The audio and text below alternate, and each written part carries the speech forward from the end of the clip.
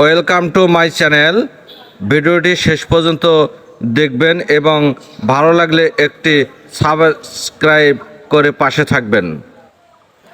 আমি এখন আপনাদের দেখাবো 4 নং কুমিরপুর ইউনিয়নের উন্নয়নের চিত্রগুলি।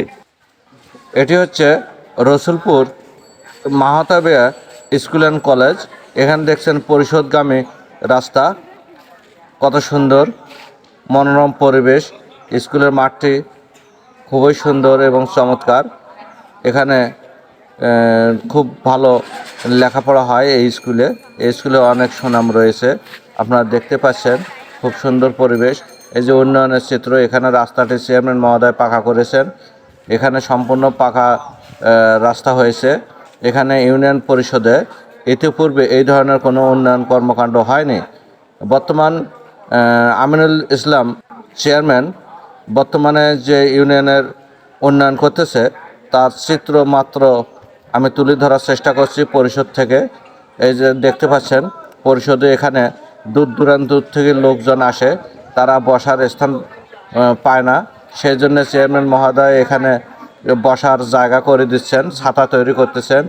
এখানে নদী শাসনের জন্য, যেহেতু পরিষদটি নদীর উপরে, পরিষদটি ভেঙে যাওয়ার উপক্রম, চেয়ারম্যান মহোদয় এখানে দেখেন নদী শাসনের কাজ করছে। কত সুন্দরভাবে নদীটি খনন হয়েছে এবং খুবই মনোরম পরিবেশ এবং সুন্দর দৃশ্য।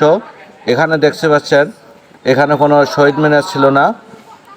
এখানে ইতিপূর্বে কোনো চেয়ারম্যান এই ধরনের উদ্যোগ গ্রহণ করেননি। বর্তমানে জননেতা চেয়ারম্যান মোহাম্মদ আমিনুল ইসলামের হাতের ছোঁয়ায় 4 নং কুমিরপুর ইউনিয়নের চিত্র বদলে গিয়েছে। বসার স্থানগুলো দেখছেন, এগুলো তো ছাতা হবে এবং এখানে শহীদ মিনারের কাজ সম্পূর্ণ, পরিষ্কারের কাজ চলছে। এই পাশে দেখছেন নদী শাসনের কাজ। নদীটি দেখতে পাচ্ছেন এখন অনেক পরিষ্কার এবং খুব খরস্রোত। এখানে দেখতে পাচ্ছেন আপনারা ঝর্ণার মতো অপরূপ একটি দৃশ্য। আপনারা শেষ পর্যন্ত দেখবেন। আজকে কুমিরপুর ইউনিয়নের পরিষদের যে উন্নয়নের চিত্রগুলি, সেগুলোই আমি আপনাদের মাঝে তুলে ধরার চেষ্টা করছি। বন্ধুরা, যদি আমার ভিডিওটি আপনাদের ভালো লেগে থাকে তাহলে অবশ্যই একটি সাবস্ক্রাইব করে আপনারা পাশে থাকবেন।